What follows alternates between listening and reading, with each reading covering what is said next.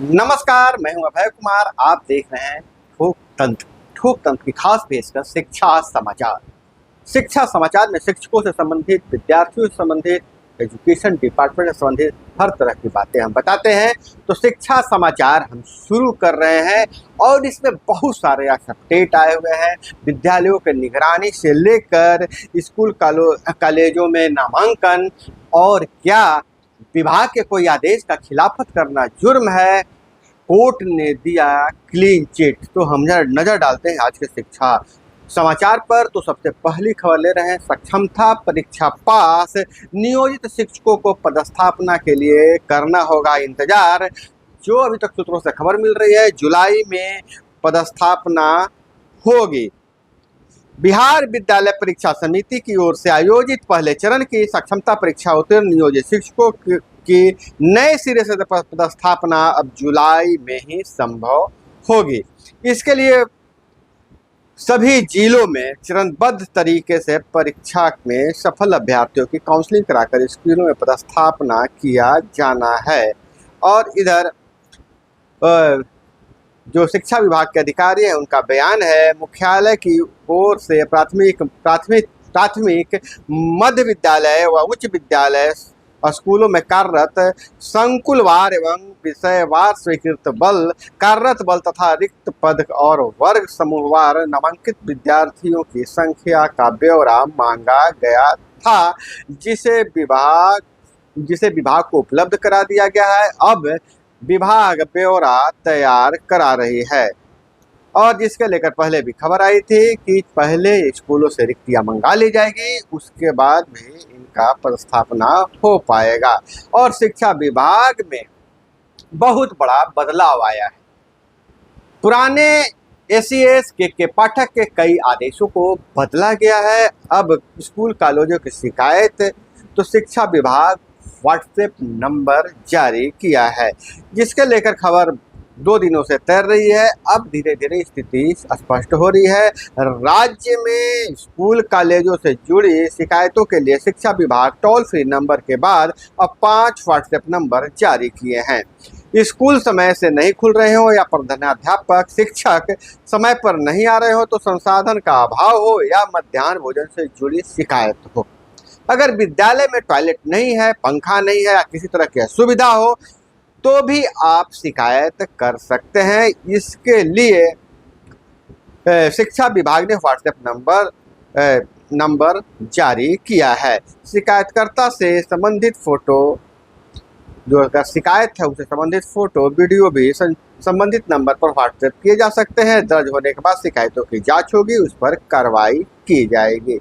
जैसे ही शिकायत करेंगे आपको केस नंबर मिल जाएगा, कंप्लेन नंबर मिल जाएगा। उस कंप्लेन नंबर के आधार पर आप ट्रैक भी कर सकते हैं कि क्या आपने जो शिकायत की थी उसका निपटारा कहां तक पहुंचा है। और 5 अलग अलग प्रकार की शिकायतें दर्ज करने के लिए अलग अलग व्हाट्सएप नंबर जारी किए गए हैं।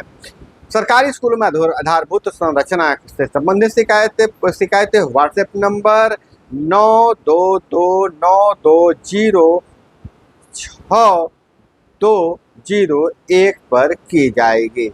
इनमें विद्यालय भवन, कमरों और स्थिति, निर्माणाधीन कार्य की गुणवत्ता और उपस्कर जैसे बेंच, डेस्क इत्यादि किसी के गुणवत्ता और उपलब्धता की शिकायत किया जा सकता है।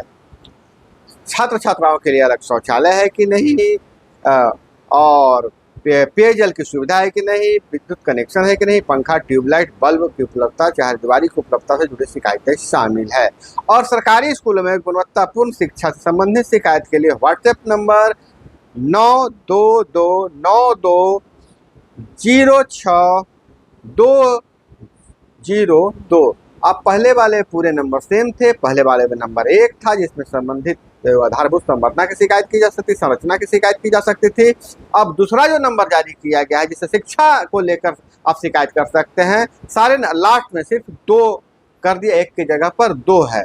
और इसमें पठन पाठन से संबंधित, विद्यालय से आते हैं कि नहीं समय पर शिक्षक पढ़ाते हैं कि नहीं समय पर पढ़ाते हैं, विद्यालय कब खुलता है, कब बंद होता है, इस तरह की खेल सामग्री उपलब्ध है कि नहीं है, प्रयोगशाला है कि नहीं। अगर माध्यमिक उच्च माध्यमिक विद्यालयों में इस तरह की शिकायतें, मैंने पढ़ाई से संबंधित सारे तरह की शिकायतें कर सकते हैं। वहीं अगर मध्याह्न भोजन से संबंधित शिकायत करना है तो व्हाट्सएप नंबर 92229206 203, बस जो पहले वाली नंबर है लास्ट में सिर्फ 3 लगाया गया है।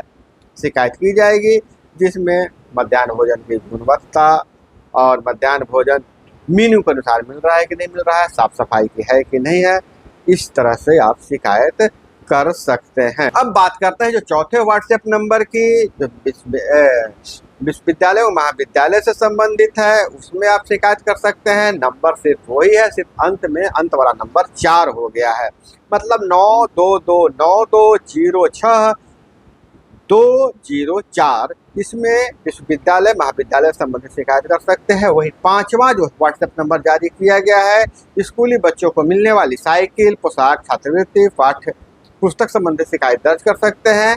और जो 5वां नंबर है वह भी है 9229206205, जिसमें आप पाठ्य पुस्तकों से संबंधित साइकिल राशि, पोशाक राशि मिला है कि नहीं मिला है, इस तरह की शिकायतें कर सकते हैं। और सबसे बड़ा सवाल यह हो रहा है कि क्या गर्मी की छुट्टी बढ़ाई जानी चाहिए कि नहीं बढ़ानी चाहिए। भीषण गर्मी के कारण स्कूलों की छुट्टी बढ़ाने की मांग उठ रही है। पहले भी शिक्षा विभाग ने 15 तारीख तक, 15 जून तक वह छुट्टी बढ़ा दी थी। अब और जो 18 जून से विद्यालय खुलने वाली थी, लेकिन जिस तरीके से गर्मी पड़ रहा है, 9 जिलों में भीषण लू का रेड अलर्ट जारी किया गया है, लगातार जाने जा रही हैं। 8 मौत दर्ज किया गया है एक दिन में, और जिसे लेकर अब बकरीद की छुट्टी के बाद विद्यालय ग्रीष्मों का समाप्त हो रहा है, विद्यालय खुलेंगे कि नहीं खुलेंगे, इस पर जल्द ही नोटिफिकेशन जारी होगा। हालांकि मांग की जा रही है, अभिभावक से लेकर शिक्षक भयाक्रांत हैं कि याद कर रहे हैं कि जब पहला दिन जैसे ही विद्यालय गर्मी की छुट्टी के बाद खुली थी, उसी दिन कई बच्चे बीमार हुए थे, बेहोश हो गए थे, शिक्षक शिक्षिकाएं भी बेहोश हो गए थे। और गर्मी में जरा सा भी कमी नहीं आई है, मानसून लेट से पहुंच रहा है, जिसके कारण फिर से स्थिति बिगड़ने की संभावना व्यक्त की जा रही है। ऐसी परिस्थिति में विद्यालय खोलना बच्चों और शिक्षकों के जीवन के साथ और स्वास्थ्य के साथ खिलवाड़ है। इसलिए यह मांग उठ रही है कि विद्यालय को अभी कुछ दिनों के लिए और बंद रखा जाए, गर्मी की छुट्टी बढ़ाई जाए। और क्या शिक्षा विभाग के कोई आदेश है, उस आदेश के खिलाफ अगर किसी तरह का प्रदर्शन करते हैं, विरोध जताते हैं, तो क्या आप पर केस दर्ज हो जाएगा।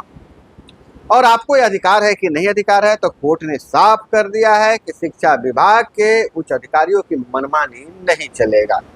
यह मामला आ रही है लाठी बांटने का मामला जो आ रहा है शिक्षा विभागीय आदेश के विरोध में, पर ब्रजवासी समेत 15 शिक्षकों को कोर्ट में से अग्रिम जमानत मिल गई है। शिक्षा विभाग के उच्च अधिकारियों के विरुद्ध प्रदर्शन और शिक्षकों के बीच लाठी बांटने के मामले में अपर सत्र न्यायाधीश पंचप ने कोर्ट ने शिक्षकों को शिक्षक नेता बंशीधर ब्रजवासी व लखन लाल निषाद समेत 15 शिक्षकों को अग्रिम जमानत दे दी है। नगर थाने में दर्ज मुकदमे के बाद दाखिल जमानत याचिका पर सुनवाई करते हुए न्यायालय ने आईपीसी की धारा 353 को शामिल करने पर भी सवाल उठाया है। कहा है कि अभियुक्तगण विद्यालयों में शिक्षक हैं, प्राथमिकी में इन पर किसी लोक सेवक के ऊपर हमला कर सरकारी कार्य में बाधा डालने का आरोप नहीं है। ऐसे में धारा 353 का आरोप नहीं बनता है, अन्य सभी धाराएं जमातीय हैं। और आपको हम बता दें कि 10 मार्च को खुदीराम बोस स्मारक स्थल पर विभागीय आदेश के खिलाफ प्रदर्शन किया गया था। मामले में 12 मार्च को तत्कालीन अपर मुख्य सचिव के पाठक के आदेश पर डीपीओ स्थापना की ओर से नगर थाने में धारा 353, 506 और 290/34 भादवी के तहत मुकदमा दर्ज किया गया था। लेकिन कोर्ट ने सवाल उठाते हुए कहा है कि शिक्षक अगर लोक सेवक हैं तो सरकारी कार्य में बाधा कैसे पहुंचा सकते हैं। इन पर लिया गया जो धारा लगाया गया है वह गलत है और अग्रिम जमानत दे दिया है। और वही बच्चों के नामांकन में मुखिया व सरपंच करेंगे सहयोग। बड़ा अपडेट यह आया है कि निःशुल्क व अनिवार्य बाल शिक्षा अधिकार अधिनियम के तहत अब कोई भी बच्चा स्कूली शिक्षा से दूर नहीं रहेगा। 6 से 14 वर्ष आयु के प्रत्येक बच्चों को स्कूल में नामांकन अनिवार्य रूप से कर दिया गया है। शिक्षा विभाग के निर्देश पर जिला शिक्षा पदाधिकारी ने जिले के सभी कार्यक्रम पदाधिकारी, प्रखंड शिक्षा पदाधिकारी माने बीईओ प्राध्यापकों को निर्देशित किया है कि वो अपने पोषक क्षेत्र में 6 से 14 वर्ष के अनामांकित बच्चों की सूची तैयार करें। बच्चों का नामांकन उम्र के हिसाब से कक्षा में कराएं। बीईओ प्रधान इसमें अपने क्षेत्र के मुखिया, सरपंच, पंच, वार्ड सदस्य, आंगनबाड़ी सेविका, जीविका दीदी, टोला सेवक, शिक्षा सेवक, विकास मित्र का सहयोग लेंगे। तो यह बहुत बड़ा आदेश जारी हुआ है। और इधर बीपीएससी टीआरई 2 और 1 में जिस तरह से लगातार फर्जी प्रमाण पत्र के बाद शिक्षकों की नौकरी जा रही है, अब तक जांच में 144 फर्जी शिक्षक, 3 माह में 55 पर हुई है कार्रवाई और 89 ड्यूटी से फरार घोषित किए गए हैं। यह भागलपुर से खबर आ रही है। वेरिफिकेशन में 114 नियोजित शिक्षक फर्जी पाए गए। टीआरई 1 की बात नहीं है, नियोजित शिक्षक फर्जी पाए गए हैं। शिक्षा विभाग के निर्देश के अनुसार इन शिक्षकों को 15 दिन के अंदर सेवा मुक्त किया जाएगा। मार्च में यह आदेश निर्गत किए थे, लेकिन 3 माह बीत जाने के बाद 144 शिक्षकों में से महज 15 पर ही कार्रवाई हुई है, जबकि 89 शिक्षक अभी भी ड्यूटी निभा रहे हैं।